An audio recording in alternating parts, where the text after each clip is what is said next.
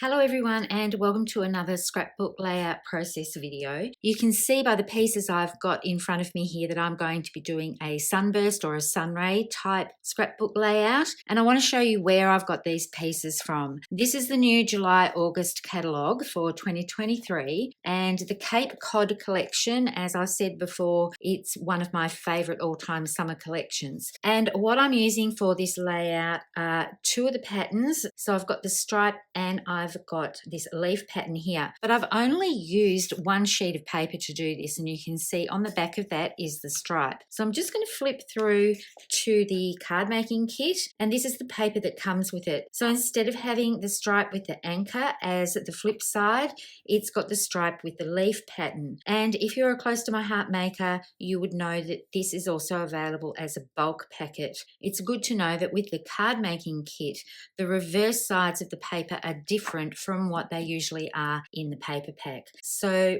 how you can tell all of this, in case you don't know, this is the leaf print. The back side of that, or the reverse side of that, is the wood. This beach icon paper here, the reverse side of it is the word art. The anchor pattern paper, the reverse side is the stripe. But if you purchase the card making kit with these gorgeous dies and stamps, the reverse sides of the paper is different. So I just wanted to point that out. But how I've actually created this is by using the Cape Cod digital art collection. So within this collection you get a whole heap, but there's a lot of icons in this. You can easily make cards that are already pre-designed for you. You just bring that in and send it off to make. You don't have to change a thing if you don't want to, and the same is to be said of the layout here. But what I wanted to do for this is pare it back a little bit. So I brought the layout in. It comes as one big grouped element. You can delete all the items that you don't want to have and manipulate it or move things around to whatever design you want to do. So all I really wanted were these sunray elements here. So you can see this is them here, and I've cut them in alternate papers rather than in shades of different colors. So this is somewhat of a sketch that you can use for a jumping off point, or you can cut it out as this was intended. The other thing that I've kept from this is the beach day and the seagull, and instead of having that across the top of the page, I'm actually going to turn it around so that it comes down the side here. Now what I've done for this is cut an 11.5 by 11.5 piece of white daisy, and I've made sure that this element here measures 11.5. So I've grouped all of these items together so I could size it at 11.5 in height before I actually cut it out. I'm just using a white daisy piece so that I can build this easily on top from edge to edge. For this design, the easiest piece to start with is this one here, because you know that is at a right angle and it is going to pop in at this corner up here. And then you can see from the diagram that there are two larger triangle pieces next to it. So what I did for this, once I worked it all out, I actually flipped them over and wrote a number on it. So that's got a 1 on the back. And then I worked out what the next bit was, because I thought I'd build this way first. 2, and then a 3, a 4, and a 5. And then these ones are all numbered 6, 7, 8, 9, 10, 11, 12. So there's 12 pieces to get this sunray all in place. And starting with this one here is going to make it easier for me. I'm just going to move my Versamat off to the side and bring in my dot roller. Because there are these little angles and everything like that, the dot roller, if I use my all-purpose mat, it's only going to adhere the dots to this section. And then, actually, to show you, I'll move this over and go this way so it's all in camera. Then I can just run off the edges of these pieces here, because I want them to be secure on the edge.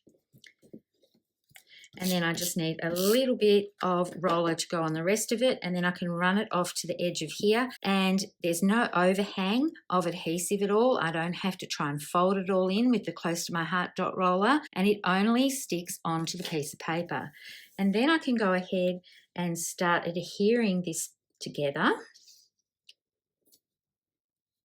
I can move these out of the way a bit, and it will all slot in like a little puzzle piece. And the reason why I numbered this is because I cut this the other day, and then when I went to put it all together, I wasn't quite sure what went where. So that was 1, 2, this is numbered with a 3, I'm not going to show you the whole process of putting this together, but I think you can get the idea of how this works, just like a little jigsaw puzzle with straight edges and little pointy bits on the end. So I do recommend the Close to My Heart dot roller for the adhesive for this. It just makes it so easy. You don't have to worry about liquid glue. And if you position something in the wrong spot, by using the dot roller, you've got a little bit of leeway time that you're then able to pick that up and adjust it. So I'm going to go ahead and I'm going to adhere all of these pieces down, and then I'll be back with the next step. So here are all my little triangle wedges, all nicely fitting into that. And the beauty of using this layout is it's already been worked out for you. You don't have to work it out yourself at all, or work out the measurements to cut on a trimmer, or work it out in Design Space. You can use this to cut these very quickly and very easily. This style of layout is very, very popular, and it will work with a multitude of pattern papers. So it doesn't just have to be used for Cape Cod. It could be used for birthday papers, Christmas papers, scenery papers, whatever style of pattern paper you want to use it for, you can do that, because this is a digital art collection and it's SVGs, so it will work on any cutting machine that will use an SVG file. So the next thing I'm going to do for this, now that that's all done, is put it on my base page. I've decided I'm going to use Toffee as the base layers for my double page spread, and I have gutted the middle part of this out. I'll flip this over in a minute to show you. So because this is an 11.5 square piece, I'm going to get a 1/4 inch border all the way around the outside of this, and then I cut away the inside, and I've used the inside of this for my mats. Now what I'm going to do is just dry fit everything together. I'll just bring this down here for a little bit of a reference so you can see the elements that I've kept and the ones that I've added in and the ones that I've deleted. I have created a circle element. It's about 5 inches, so that's in Shortbread, and then I use the offset tool to create a smaller circle. So I'm thinking that I might put that around here. It's good to cover this part up in the middle here, and by putting a circle or another element over top, it just looks like these rays are coming out from that. So I'm thinking that will work quite well. I'm going to have my photo down around here. I've kept the word beach, and that's going to go across. And I've got a little pile here in my dish of other elements. So I've kept the word day, and I've cut that in Shortbread and put a white daisy backing behind it. And the word beach is in the light side of Toffee with white behind that. I know it's white on white here, but I do like how that makes it stand out from this Shortbread part of this circle element. The other thing that I kept from here is this little seagull. Now you can probably see into this dish. He's very, very cute. So there are 4 elements to this one seagull. There's a base layer, and what I did for his little eye, because the eye cuts out separately, I actually used the slice tool, and I'll put a link to a video tutorial that I've just done this week actually that shows you how you can use the slice tool. But I sliced the eye section out of his body here so that I didn't have one tiny little eye to try and glue on and find later, because I'm very good at losing those. So I'm just going to have a little fiddle with this. There are his wings. They're like a little tiny overlay piece. So liquid glue is probably the best thing to use to adhere those down. But I want him sort of perching on top of this photo here. So basically the shells that I've brought in from the SVGs are this fan shell, the starfish, the nautilus, and this shell here. I can't remember what sort of a shell this is called, but I do want to put a little bit of a treatment on them. So they're not adhered quite yet. They've either got a base of Shortbread or a base of Toffee, but I just want to have a little play with where I want things to go on my layout. I'm going to bring in the right page. And the right page I've already gone ahead and assembled. And if I refer back to the right page of this layout file here, it's got more strips here, but I just kept 2 of them because I just used 2 pieces of pattern paper. And I thought this is the main focus over here, so I just wanted 2 pieces of pattern paper on this side. So I'm thinking this shell is going to go down here, and maybe the nautilus shell with that one. And usually I do groupings of 3 or odd numbers. So that could go there. And I'm quite liking how that's looking. Journaling can go in this spot and it can go underneath this photo here when that's adhered. So maybe, and journaling could go up here as well. But I think it might be fun to have this starfish come out over top of these 2 photos to sort of join them together, and there's still room to put journaling here. So I think that's going to be how I go with this layout. What I want to do though is give some inking treatment to the top layers of these shells and starfish. So I'm just going to move this over to the side. Normally when I do ink blending, I use my all-purpose mat, but I'm going to do it on top of this piece of white paper here so that you can actually see what's happening. So I've got some shortbread ink. I'm just going to tap that off a bit, and I'm just going to come in to the center and do some blending. I need to ink it up a bit more. So I've got a little bit more ink. I want a subtle sort of look. You can see if I put that against the white here, you can see it more. If I show you shortbread on top of the all-purpose mat, it sort of gets a little bit lost. But I'm just going to bring colour from the inside section here out to the edges.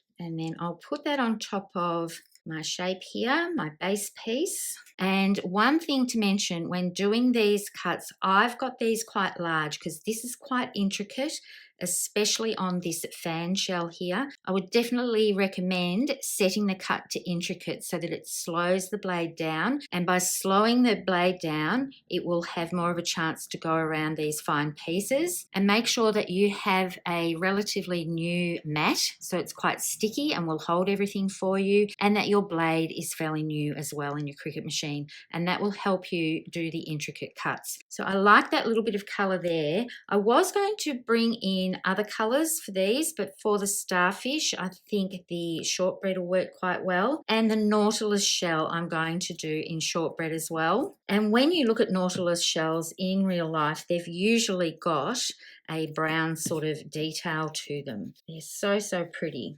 So just a little bit of ink for this, I think. I don't want to make this too heavy-handed. I just want sections of it. I'm sort of going around in a little bit of a circle. If you wanted to get more intricate detail, you could use one of these mini ink blending tools and just go into the actual curved areas and leave a bit of white for it. And these I just bought off Amazon, but if you can't find something like this, sometimes makeup brushes work really well as well. But I think that will do for that one. So I'm going to put my shortbread away and bring in some Glacier for the other 2 shells. So I'm just going to go in the middle here to ink up the inside edges or the pieces that curve over with this type of shell. So that will give a nice sort of look on the edge of there. I think you can see what's happening now that there's a little bit of ink. And then I'm just going to bring a little bit of this ink. I'm tipping my blending brush on the side a little bit. And I'm just bringing just a subtle amount out from that section. I don't want to colour the whole entire piece. You know that if you've seen shells on the sand and they've been out in the sun for a while, they do tend to fade back to white a little bit. Now for this fan shell, I'm going away from this edge here. That's a lot of fine detail in there and I don't want that curling up. So if I blended from the edge up to here, I could catch some of these fine pieces. I don't want that to happen, so I'm going in with a light hand for this first part, and then I'm pressing down a little bit heavier when I get to the base because that's where I want most of the colour to be. So you do have to take a little bit of care when you're using blending brushes and applying ink to these fine cut details. But I think you can see how nice that little bit of blue just looks on there with the Glacier. I think I might try and bring a little bit more up. So I'm going to put my finger on this part here just to support it so I can blend this out a little bit more and get a little bit more blue towards the top edges of this. I don't want it to be all totally even. And I'm thinking I'm going to stop right there because to me that looks really, really pretty. So I've packed all of my ink away. I just need to attach these together, and I'm going to bring in my dot roller again and always support the edges. See, if I didn't support the edge there and that bit tore, but I'm going to be able to stick that together again when I put that onto the base layer. So you really have to take a little bit of care. You can use glue for this one, but if you support everything, the dot roller will work really, really well. So this is the top layer. It fits perfectly on top of the base layer. If you don't quite get it exact, it doesn't really matter if there's a little bit of the shortbread poking out. And this piece that I tore here, I'm just supporting that. Nobody's ever going to know that that's the piece I tore. So the same thing when you go to adhere the starfish, just support it and then you should be fine, or use liquid glue if you're a bit worried about using a dot roller. And then I get this little piece here that's sticking out a bit. So it looks a little bit flat. I'm going to bring in my shortbread ink again and I'm going to blend some ink onto the edges of this just with my brush. You could do this with a sponge dauber, but because I've got the brush out, that will work just fine. And I think you can see there's just a little bit of shadow going on here in those corners, and that stops the piece looking quite flat. So I love how that is looking. And I'm thinking I might like to give these a little bit of sparkle and shine. I watched my dear friend Erin from Crafty Concepts with Erin do a catalogue walkthrough just the other day of this whole entire new catalogue, and she shared some artwork that she created with the actual card making kit, and I just loved how she brought a bit of shine to this. So I'm going to try this right now, but I'm going to use a different colour from what she used. So I'm going to bring in the Stickles glitter gels that I've got. I think Erin actually used, for memory, the Solar Flare one, which gave a lovely gold look to her die cuts that she'd used. I'm thinking I might just try this with the Moon Dust to start with. And so I'm just going to open that up.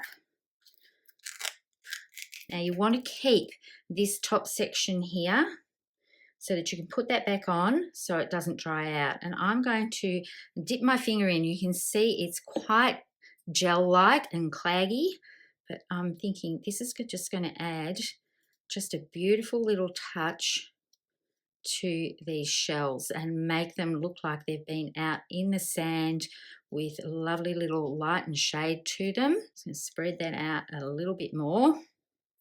I love how that looks. So that's the one I'm going to go with. I knew that I could put Solar Flare over the top if I thought that I needed more, but you can just dip your finger in and paint with your finger.